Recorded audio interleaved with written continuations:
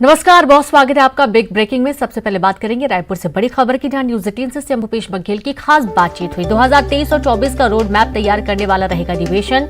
सोनिया गांधी के संन्यास पर सीएम का बयान, उनका आशीर्वाद हमेशा बना रहना चाहिए। मुख्यमंत्री भूपेश बघेल का ये बयान आया है। तो सीएम ने न्यूज 18 से खास बातचीत की और इस दौरान उन्होंने 2023 और 24 का रोड मैप तैयार करने वाला अधिवेशन बताया।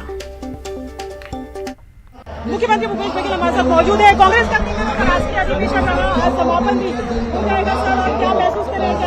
ये 24, 25, 26 3 दिन का महाधिवेशन, पहले तो शंका थी कि हम लोग कर पाएंगे नहीं कर पाएंगे, क्योंकि पहली बार हो रहा था। हम सबका पहला अनुभव था, लेकिन हमारी जो साथी हैं, जो टीम वर्क है वो, और सबसे बड़ी बात यह है खड़गे जी, सोनिया जी, राहुल जी का आशीर्वाद, और सभी प्रदेश से जो हमारे परिवार के सदस्य आए थे उनका बड़ा सहयोग मिला, इस कारण सफल हो पाया। सर, कई बार कहते हैं कुछ चीजें होती है वो अच्छे के लिए होती है। ईडी के जो छापे पड़े उसके बाद ये सवाल उठ रहा था कि कैसे होगा अधिवेशन। कल जो है मल्लिकार्जुन खड़गे ने आपका एग्जाम्पल देते हुए बताया, एक तरह से पूरे देश के सामने आपको नजीर की तरह रख दिया कि कैसे जो है मुकाबला करना है, उसको किस तरह से। इतिहास आप देखेंगे, जब भी कोई बड़ा काम लेके निकले हैं तो बहुत सारी परेशानियां, बहुत सारी रुकावटें आई है, लेकिन वो सफल हुए हैं। तो हम अपने महापुरुषों के रास्ते में चलते हुए जितनी भी बाधाएं हैं उसको परवाह न करते हुए, सामना करते हुए हम आगे बढ़े, सफल हुए। आपके जो कई प्रोजेक्ट है उसकी काफी तारीफ हुई है। प्रस्ताव पे जो भूमिहर खेती मजदूर न्याय योजना हो या अलग अलग न्याय योजना हो, क्या आपको लगता है कि एक बार फिर से जो है हाईकमान कांग्रेस का आइडियोलॉजी है, ये सोनिया जी, मनमोहन सिंह का आइडियोलॉजी है, और छत्तीसगढ़ है और राहुल जी के जो संदेश उसको लेके चल रही है, उसमें सफल हुए। 2023 और 24 की दिशा और दशा करने वाला रहा यह अधिवेशन। बिल्कुल। सोनिया गांधी जी को लेकर ये कहा जाता है, क्या वो संन्यास लेंगे? उनका हमेशा आशीर्वाद हमको चाहिए। वो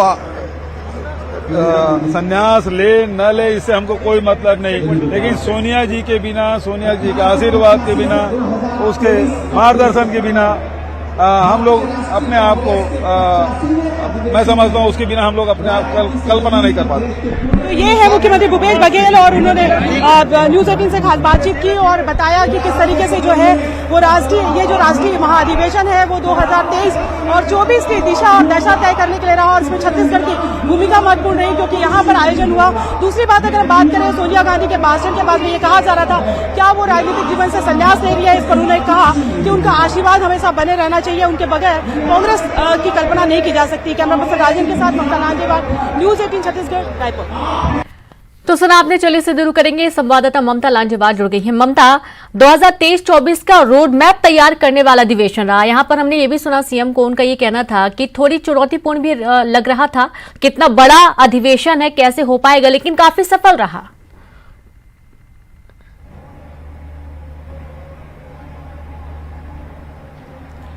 बिल्कुल, देखिए पूरे देश भर से करीबन 15,000 डेलीगेट्स आए हुए हैं। पूरी कांग्रेस पार्टी जो है इस वक्त छत्तीसगढ़ में मौजूद है, चाहे वो कांग्रेस के राष्ट्रीय अध्यक्ष मल्लिकार्जुन खड़गे हो, चाहे पूर्व राष्ट्रीय अध्यक्ष सोनिया गांधी हो, या पूर्व राष्ट्रीय अध्यक्ष राहुल गांधी हो, प्रियंका गांधी, तमाम जो बड़े लीडर्स है वो इस वक्त मौजूद हैं। वाकई इस राष्ट्रीय अधिवेशन को लेकर जिस तरह से ईडी के छापे पड़े और उसके बाद में इस बात को लेकर ये चर्चा थी कांग्रेस पार्टी के भीतर भी। अगर हम बात करें तो कैसे राष्ट्रीय अधिवेशन जो है वो उस तरह से संपन्न हो पाएगा जिस तरीके से पार्टी ने सोच के रखा हुआ है, क्योंकि कई लोग ऐसे थे जिन्हें इंतजाम की जिम्मेदारी दी गई थी, उनके ईडी के छापे पड़ गए थे।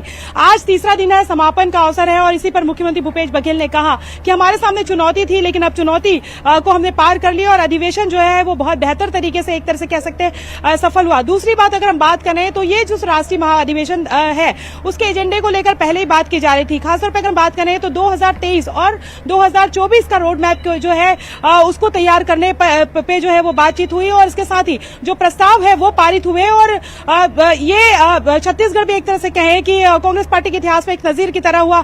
ऐसे समय जो कांग्रेस पार्टी जो है तमाम तरह की दिक्कतों से गुजर रही है, कांग्रेस इस बात को लेकर जो है वो लगातार कोशिश कर रही है कि कैसे पुराने स्वरूप में आया जाए, कैसे उसी तरह की ताकत के साथ जो है वो पार्टी खड़ी हो, और पार्टी के भीतर के तमाम जो अगर हम बात करें कि जो भीतराघात है और तमाम तरह की जो मनमुटाव या गुटबाजी है उसको खत्म करके पार्टी को फिर से मजबूत तरीके से खड़ा किया जाए। तो यहाँ पर जो है इस पर भी लगातार मंथन हुआ। आज 3 बजे आम सभा होगी जहाँ पर शक्ति प्रदर्शन भी होगा और ये भी कह सकते हैं कि यहाँ पर 6 से 7 महीने बाद जो विधानसभा चुनाव होने वाले हैं उसको लेकर भी एक तरह से शंखनाद होगा। तो इसी पर बात की और सोनिया गांधी के भाषण के बाद में इस बात को लेकर चर्चाएं शुरू हो गई है। उसके कई तरह के मायने निकलने लगे उस भाषण के कि क्या वो राजनीतिक जीवन से उन्होंने कहा है कि वो संन्यास लेंगे। तो इस पर मुख्यमंत्री भूपेश बघेल ने कहा कि सोनिया गांधी के बगैर जो है अभी वर्तमान कांग्रेस की कल्पना नहीं की जा सकती और उनका आशीर्वाद हमेशा बनाए रखना चाहिए, क्योंकि जो कांग्रेस जिस वक्त टूटी हुई थी और उसको उठाकर जो है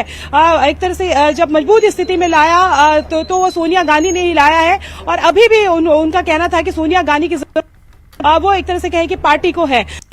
राष्ट्रीय अधिवेशन रहा, खासतौर पर अगर बात करें तो जो कांग्रेस ने जो प्रस्ताव पारित किए यही वो प्रस्ताव है जिसके एजेंडे पर लेकर जिन पे प्रस्ताव पारित है उसको लेकर जो है 2023 और 24 के चुनाव को लेकर जो है वो पार्टी जाएगी और वही एजेंडा रहेगा। और पहला फ्लोर टेस्ट अगर हम बात करें तो कर्नाटका में होगा। कल हमारी डी शिव कुमार से बात हुई जो कर्नाटक कांग्रेस के प्रदेश अध्यक्ष हैं और वहां पर अगर कांग्रेस आती है तो सीएम फेज भी उनको माना जा रहा है। उनका कहना था यानी कि सफल रहा राष्ट्रीय अधिवेशन और आज जो तीसरा और अंतिम दिन रहा। बहुत शुक्रिया आपका ममता तमाम जानकारी के लिए।